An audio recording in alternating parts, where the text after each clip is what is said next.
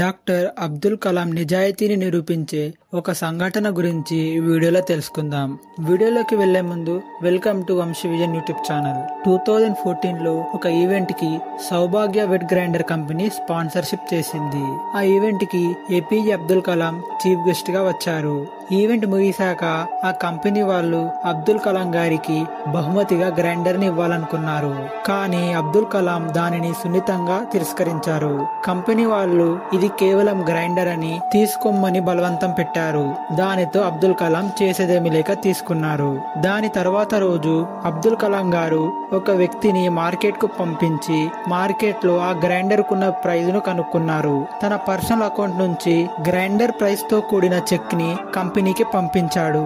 అనుకున్నట్లుగానే ఆ కంపెనీ ఆ చెక్ ను డిపాజిట్ చేయలేదు. కథ ఇక్కడితో ముగియలేదు. అబ్దుల్ కలాం గారు బ్యాంక్ ని ఫాలో అప్ చేసి తన అకౌంట్ నుంచి మనీ డిడక్ట్ అవ్వలేదన్న విషయం తెలుసుకున్నాడు. కంపెనీ వాళ్లకు మీరు చెక్ ని డిపాజిట్ చేసుకోవాలని లేకపోతే గ్రైండర్ ని తిరిగి పంపేయవలసి వస్తుందని అన్నాడు. చేసేదేమీ లేక కంపెనీ వాళ్ళు చెక్ ని ఫోటో ఫ్రేమ్ చేసి చెక్ ను డిపాజిట్ చేశారు. ఈ సంఘటన ఒక్కటి చాలు అబ్దుల్ కలాం ఎలాంటి వాడో చెప్పడానికి. అబ్దుల్ కలాం ఒక మహోన్నతమైన వ్యక్తి.